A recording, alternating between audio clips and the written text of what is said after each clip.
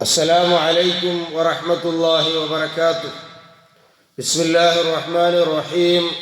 وما أرسلناك إلا رحمة للعالمين. ഭാഗം 26. ഹബീബായ റസൂലുള്ളാഹി സ്വല്ലല്ലാഹു അലൈഹി വസല്ലം തങ്ങളുടെ റഹ്മത്ത് അവിടുത്തെ വഫാത്തിന്റെ ശേഷവും ഒരുപാട് സഹാബത്ത് അനുഭവിക്കുകയാണ്. മഹാനായ ഉഖബത്ത് ബിൻ ആമിർ റളിയല്ലാഹു അൻഹു മഹാനവർകൾ ഒരുപാട് യുദ്ധങ്ങളിൽ പങ്കെടുത്ത സ്വഹാബിയാണ്. നബി സല്ലല്ലാഹു അലൈഹി വസല്ലം തങ്ങളുടെ വളരെ പ്രിയപ്പെട്ട സ്വഹാബിയാണ് മഹാനായ ഉഖബത്ത് ബിൻ ആമിർ റളിയല്ലാഹു അൻഹു. പരിശുദ്ധ ഖുർആൻ വളരെ ഭംഗിയായി ഓതുന്ന ഒരു സ്വഹാബിയായിരുന്നു അദ്ദേഹം. പരിശുദ്ധ ഖുർആൻ ജംഅ് ചെയ്യുന്ന സമയത്ത് അതൊരു മുസാഫിന്റെ രൂപത്തിൽ കൊണ്ടുവരുന്ന സമയത്ത് ബഹുമാനപ്പെട്ട ഉഖബത്ത് ബിൻ ആമിർ റളിയല്ലാഹു അൻഹു ആ ഖുർആൻ സംഗ്രഹിക്കുന്ന, ഖുർആൻ ജംഅ് ചെയ്യുന്ന, മുസാഫിന്റെ രൂപത്തിൽ കൊണ്ടുവരുന്ന ആ ടീമിൽ ബഹുമാനപ്പെട്ട ഉഖബത്ത് ബിൻ ആമിർ റളിയല്ലാഹു അൻഹു ഉണ്ട്. അങ്ങനെ ഒരുപാട് യുദ്ധങ്ങളിൽ പങ്കെടുത്ത, ഒരുപാട് പരിശുദ്ധ ഖുർആൻ വളരെ ഭംഗിയായി എല്ലാവരെയും ആകർഷിപ്പിക്കുന്ന രൂപത്തിലുള്ള വലിയ ഖുർആൻ ഓത്തുകാരനായിരുന്നു ബഹുമാനപ്പെട്ട ഉഖബത്ത് ബിൻ ആമിർ റളിയല്ലാഹു അൻഹു. ആ മഹാനവർകൾ ഉമർ ബിൻ ഖത്താബ് മഹാനവർകൾ ഖിലാഫത്ത്, ബഹുമാനപ്പെട്ട ഉമർ ബിൻ ഖത്താബ് റളിയല്ലാഹു അൻഹുവിന്റെ ഖിലാഫത്തിന്റെ സമയത്ത് അദ്ദേഹം ഡമസ്കസിലായിരുന്നു.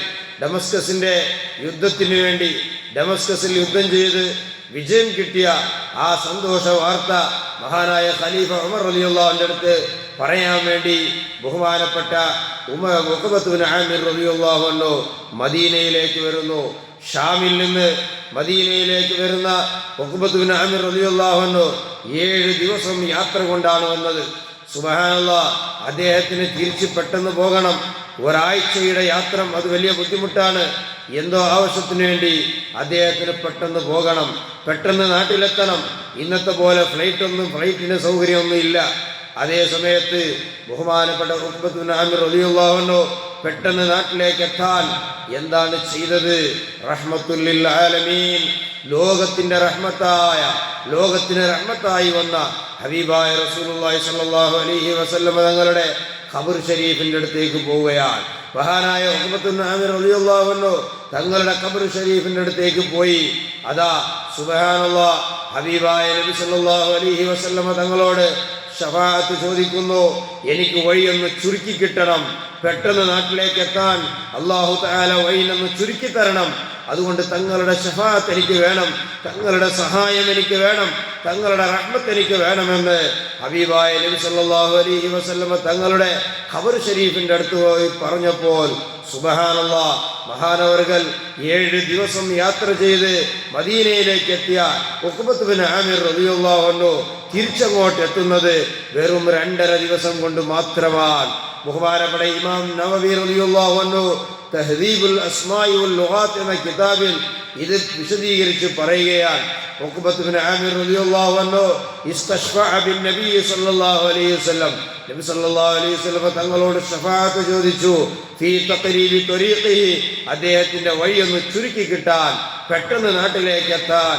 അങ്ങനെ റസൂലുള്ളാഹി സ്വല്ലല്ലാഹു അലൈഹി വസല്ലം തങ്ങൾ ശഫാഅത്ത് ചെയ്തു.